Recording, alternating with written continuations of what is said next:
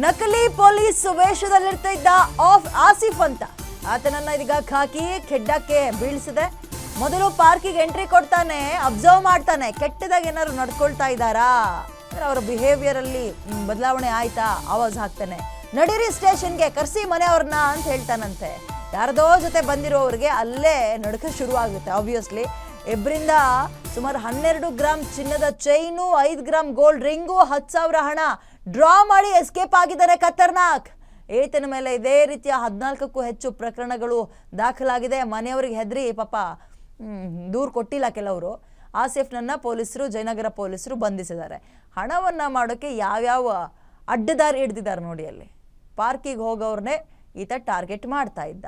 ಹುಡುಗಿ ಕೂರೋಂಗಿಲ್ಲ, ಹಣ ವಸೂಲಿ ಮಾಡ್ತಾ ಇದ್ದ. ಅವ್ರ ಮೈ ಮೇಲೆ ಏನಾದ್ರು ಒಡವೆ ಇತ್ತಾ, ಮುಲಾಜಿಲ್ದೆ ಬಿಚ್ಚಿಸ್ತಾ ಇದ್ದ. ಒಂದು ಪ್ರಕರಣ 5ನೇ ತಾರೀಕು ಇದೇ ತಿಂಗಳು ಸಂಜೆ ಒಂದು 7:30 8:30 ಸುಮಾರಿಗೆ ಕಾರಲ್ಲಿ ಒಂದು ಜಾಗದಲ್ಲಿ ಪಾರ್ಕ್ ಹತ್ರ ಕೂತಿದ್ದು ಒಂದು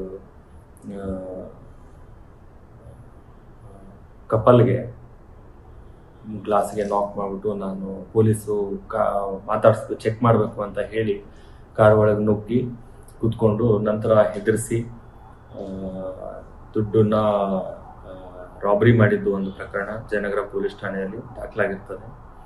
ಇದನ್ನು ಕೈಗೆತ್ತಿಕೊಂಡು ತನಿಖೆ ಮಾಡಬೇಕಾದ್ರೆ ಆರೋಪಿತನ ಪತ್ತೆಯಾಗಿ ವಿಚಾರಣೆಗೊಳಪಡಿಸಿದಾಗ ಆರೋಪಿತನು ಇದೇ ರೀತಿ 19 ಪ್ರಕರಣಗಳು ಈ ಮುಂಚೆ ಮಾಡಿದ್ದಾನೆ ಅನ್ನೋದು ಬೆಳಕಿಗೆ ಸಹ ಬಂದಿದೆ.